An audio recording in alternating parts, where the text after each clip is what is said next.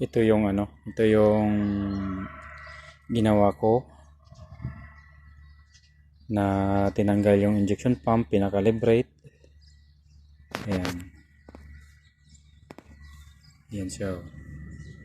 So naikabit ko na yan. Ayos na. Pinaandar na to. Pagkakabit, naikabit ko lahat ng mga linya, tapos pinaandar ko na. Okay na. Itong injection pump nito. Kasi yun lang naman nagka-problema nito, yung injection pump. Yung injector niya, okay naman, wala naman problema. So, yung ano niya, yung naging problema nito, humina yung atak. Tapos, sobrang usok. Ngayon,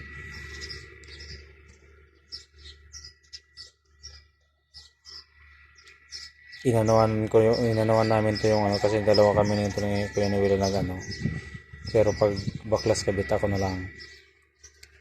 Chinik namin yung nozzle niya, so okay naman. So ang ginawa namin, injection pump na lang ang pinadala sa calibration. Ayan siya.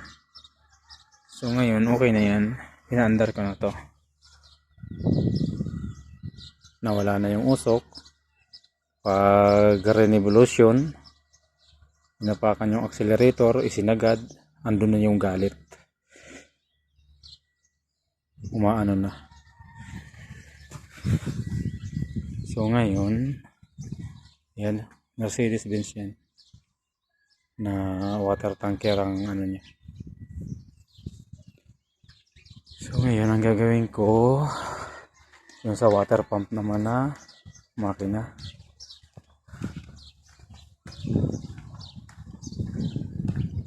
Dito. Yan naman isusunod ko ngayon. Magkakabit na lang ng mga accessories.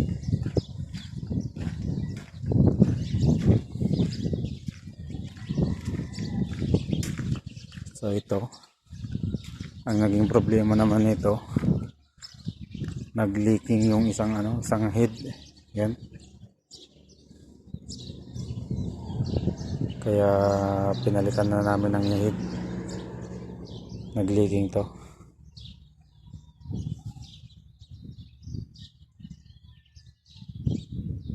Bulbo.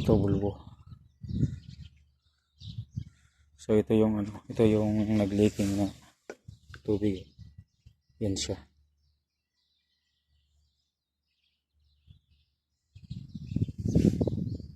Pag kasi, makikita naman kaagad kung saan yung kakadiferensya.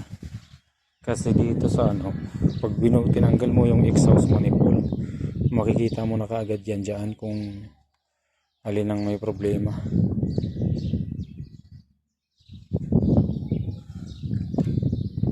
Yan siya. Yan mo sa exhaust manifold dyan. Ayan.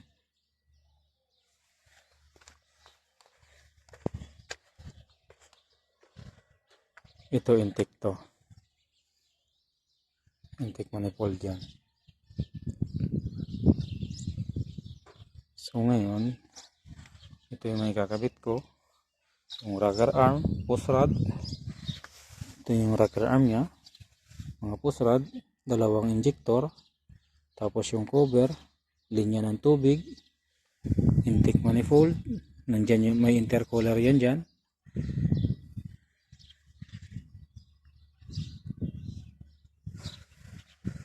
Tapos, kaya yan, mabigat-bigat yan. Mabigat-bigat yan ikabit, pero kayang-kaya yan. Dito yung exhaust manifold nito. Ayan. Ito yung exhaust manifold nya. Andyan yung turbo.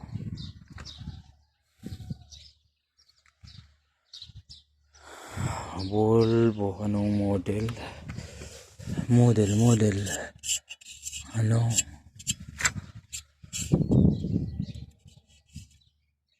engine model. Ayan yung engine model niya, TWD 1210V. Ayan siya, oh. Yan ang engine model niya, TWD 1210V.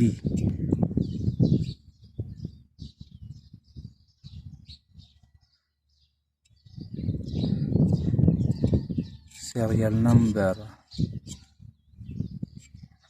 buti mayroon pa to, kahit pa paano hindi nawala. Sige po mga lods, trabaho ulit. Ikakabit ko yan mga accessories ngayon.